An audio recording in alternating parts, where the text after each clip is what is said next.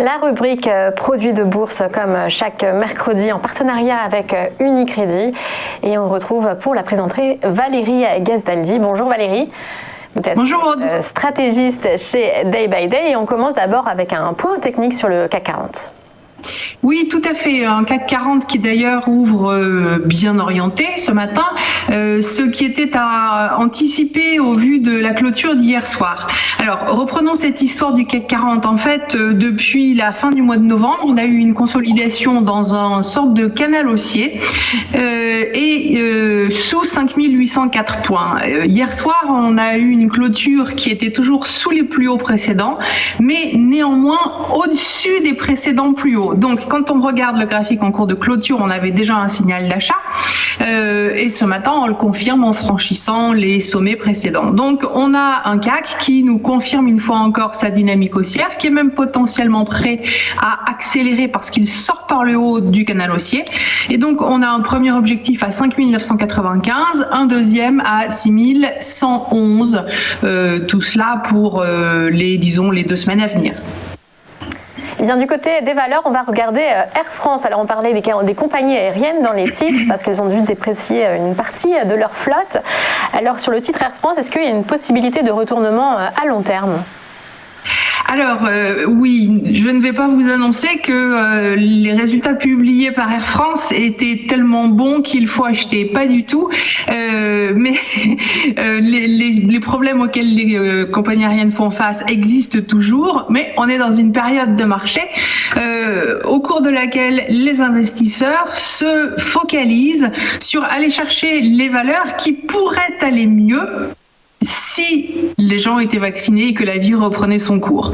Air France, vous voyez que on est en train de tester en gros les niveaux des plus hauts de mars, avril, mai, juin, enfin de toute l'année 2020 dernière. On essaye de franchir ces niveaux. On a eu en fin d'année une première accélération haussière à la nouvelle des vaccins et puis après on a longuement consolidé dans une figure de continuation qui s'appelle un triangle. Vous la voyez en bleu en bas à droite sur mon dessin.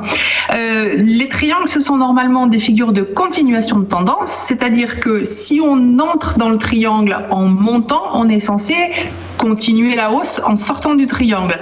C'est le signal qu'elle nous a donné récemment. Donc on a beau ne pas avoir très clairement franchi toutes les résistances des sommets de 2020, on a quand même cette dynamique qui est favorable à moyen long terme et qui pourrait nous permettre de revenir autour de 7,50 sur quelques mois, tout de même. C'est pas un objectif pour les 2 semaines. Là, on est en train de regarder un graphique sur 5 ans sur Air France. Mais si on passe sur un graphique plus court terme, le suivant que j'ai à vous proposer, il représente 1 an d'évolution sur Air France. Là aussi, donc, j'ai reporté le triangle qu'on voyait tout à l'heure en tout petit. Il a une place beaucoup plus importante sur ce graphique. Et on voit qu'on a beau être sous les précédents sommets de l'été dernier à 6,48, qui va être notre premier objectif. On a un titre qui est donc sorti par le haut et c'est un petit peu replié.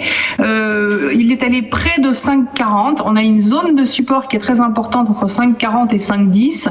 Si on enfonce 5,10, on invalide la sortie haussière du triangle, donc c'est plus la peine de chercher à jouer la hausse sur Air France, mais tant qu'on est au-dessus de cette zone, en revanche, c'est une accélération haussière avec un premier objectif à 6,48 et je vous le disais, pour ceux qui veulent attendre beaucoup plus longtemps, 7,50.